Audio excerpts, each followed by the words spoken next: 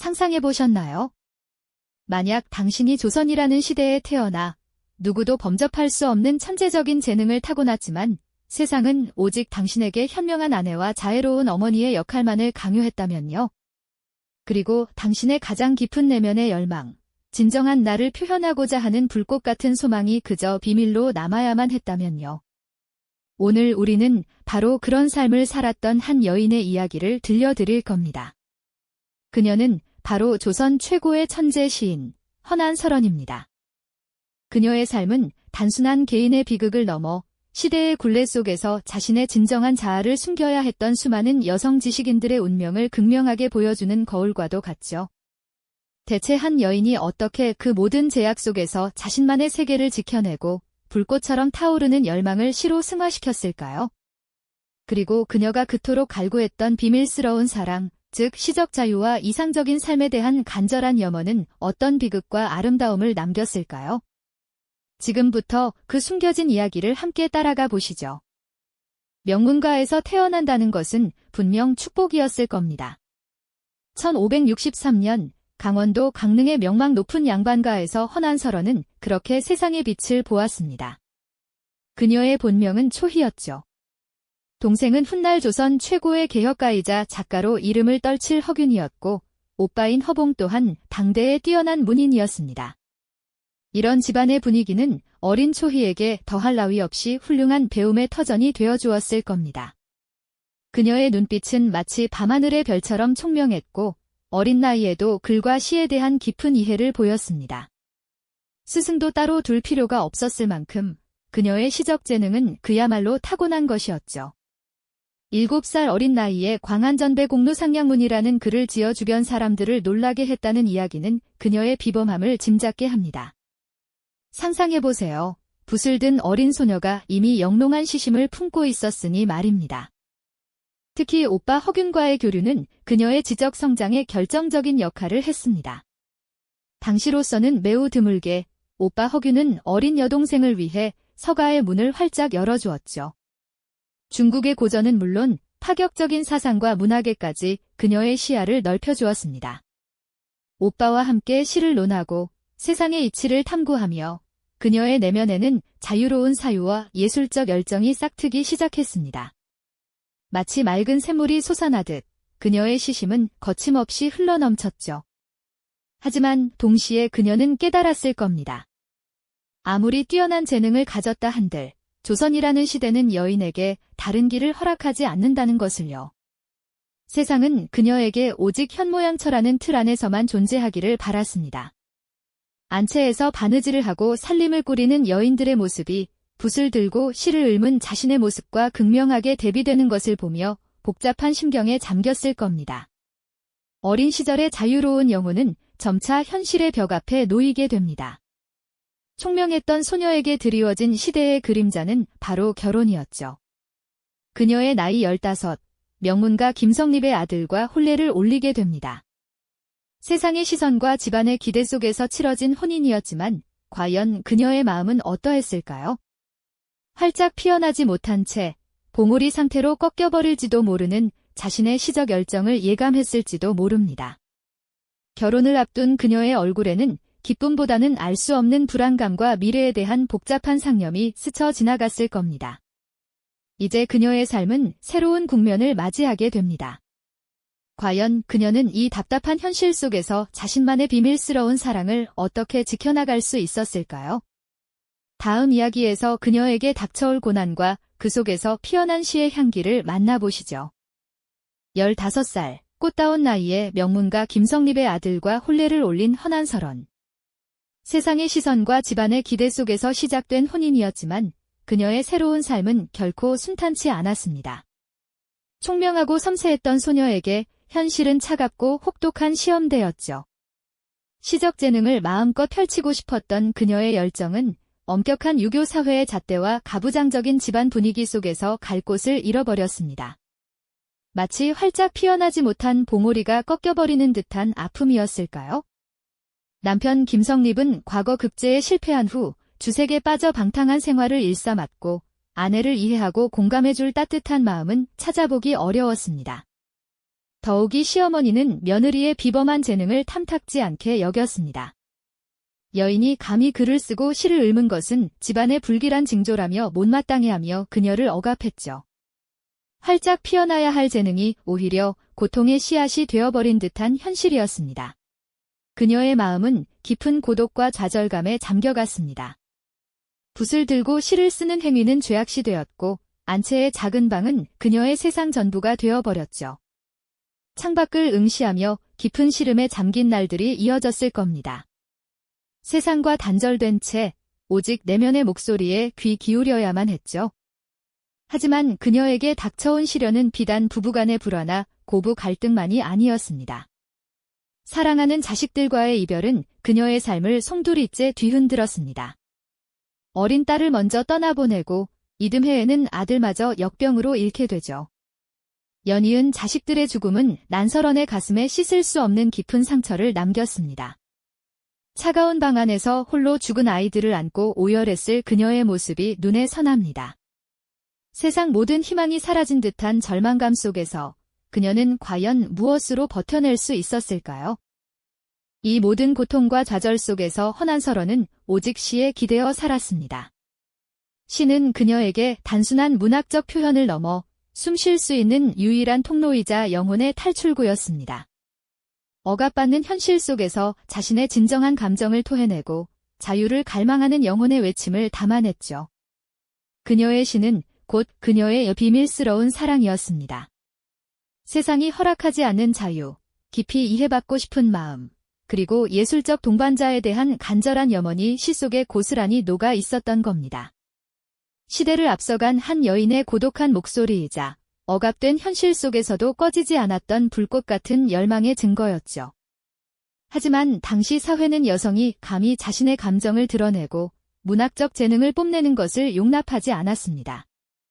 그녀의 시는 여인이 감이라는 편견, 어린 시선과 냉대 속에서 제대로 평가받지 못했죠. 오히려 집안의 명예를 더럽히는 불경한 행위로 치부되기 일쑤였습니다. 시 한 구절 한 구절에 담긴 그녀의 애절한 마음과 깊은 사색은 그저 한낱 여성의 치기 어린 글쓰기로 폄하되었습니다. 자신이 쓴 시가 세상의 비난을 받을지언정 허난설원은 붓을 놓지 않았습니다. 시는 그녀의 존재 이유이자 삶의 전부였으니까요. 고통스러운 현실을 잊게 해주는 마법과도 같았고 영혼을 정화하는 맑은 샘물과도 같았을 겁니다. 세상이 등을 돌릴수록 그녀는 더욱 깊이 시의 세계로 침잠해 들어갔습니다.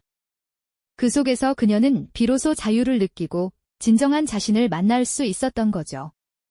그녀의 시는 때로는 한없이 슬프고 비통한 절규였고 때로는 현실을 초월한 이상향을 꿈꾸는 간절한 소망을 담고 있었습니다. 꽃이 피고 지는 자연의 섭리 속에서 덧없는 인생을 노래하기도 했죠.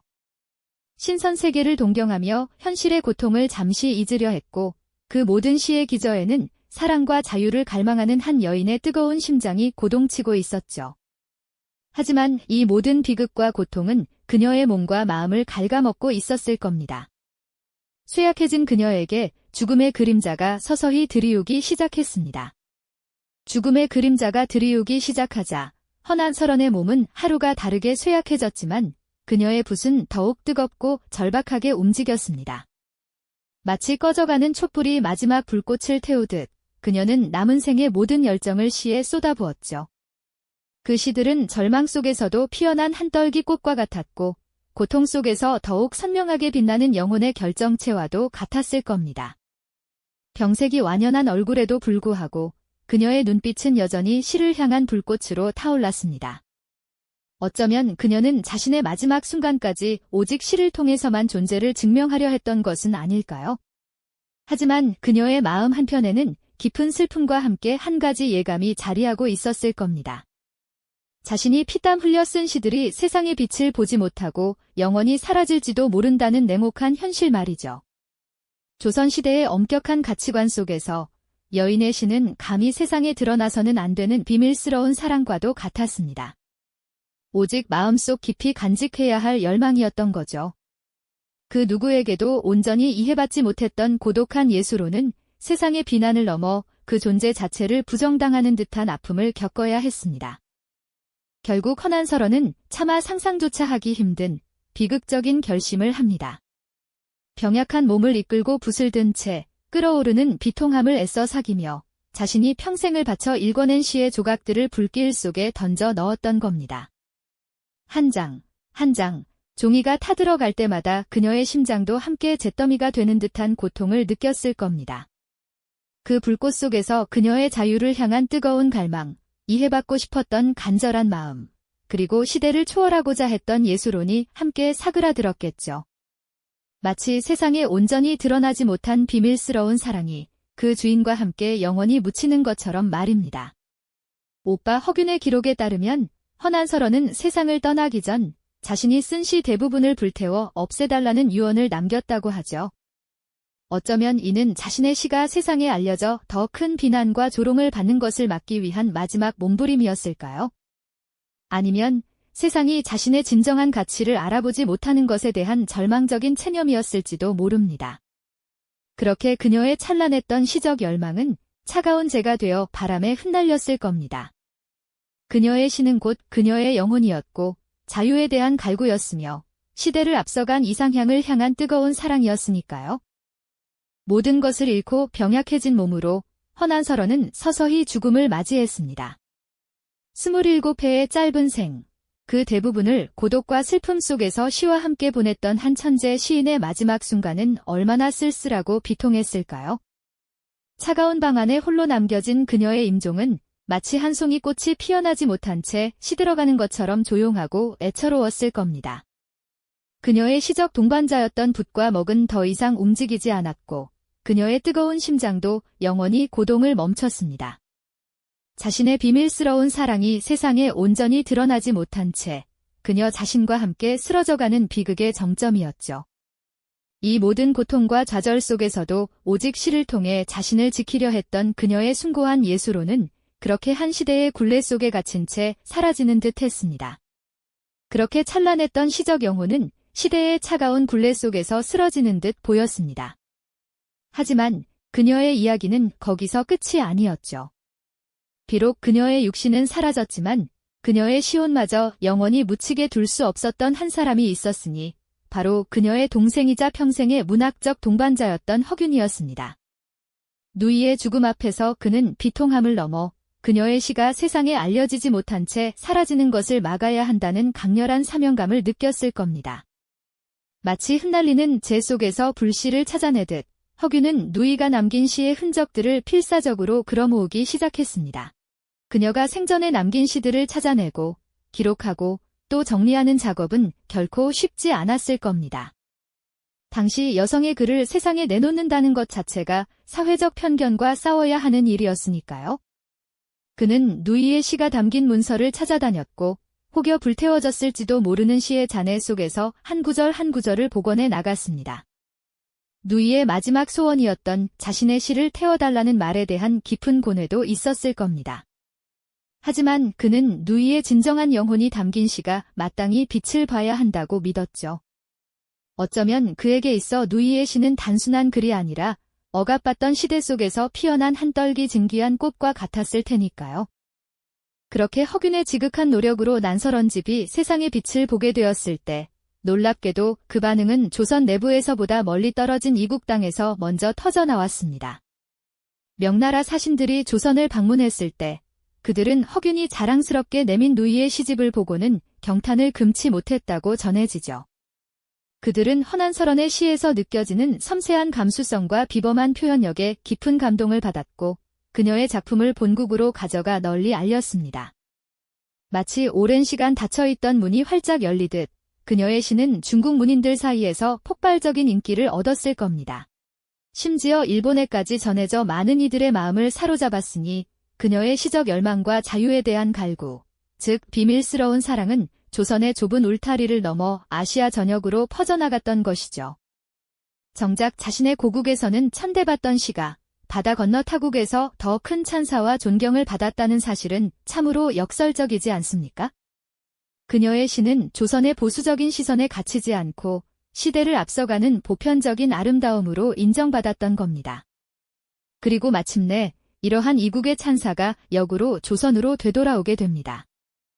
명나라에서 허난설원의 시집이 출판되어 큰 호응을 얻자 뒤늦게 조선의 선비들도 그녀의 작품에 관심을 갖기 시작했던 겁니다. 그들은 이국의 문인들이 열광하는 시가 과연 어떤 내용일지 궁금해하며 마지못해 그녀의 시를 접했을 테죠. 그리고 그 순간 그들은 허난설원의 시가 품고 있던 진정한 가치와 깊이에 전율했을 겁니다.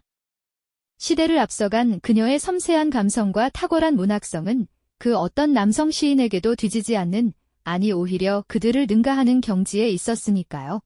그렇게 허난설원의 비밀스러운 사랑은 오랜 침묵을 깨고 마침내 자신의 고향 땅에서 뒤늦게나마 진정한 빛을 보게 된 것이죠. 그녀의 시는 비극적인 삶 속에서도 결코 꺾이지 않았던 한 여인의 불꽃 같은 영혼을 증명하고 시대를 초월하여 빛을 발하는 목소리가 되었습니다. 오늘날 우리가 허난설원의 시를 읽으며 느끼는 감동은 단순히 문학적 가치를 넘어섭니다. 400여 년 전 한 여인이 오직 시를 통해서만 표현할 수 있었던 자신만의 삶과 진정한 자아를 향한 간절한 열망이 우리에게 던지는 질문은 무엇일까요? 시대의 제약 속에서도 결코 꺼지지 않았던 그녀의 불꽃은 오늘날 우리에게도 나다움을 찾아가는 용기와 깊은 위로를 전하고 있습니다. 어쩌면 이 이야기는 우리 모두의 가슴속에 숨겨진 비밀스러운 사랑을 일깨우는 강력한 울림일지도 모르겠습니다. 그녀의 삶은 고통과 좌절로 점철되었지만 그녀의 쉬는 시간을 넘어 영원히 살아 숨쉬고 있으니까요. 이 영상이 도움이 되셨다면 좋아요와 구독 부탁드립니다. 여러분의 응원이 제게 큰 힘이 됩니다. 다음 영상에서도 더 유용한 정보를 공유하겠습니다. 감사합니다.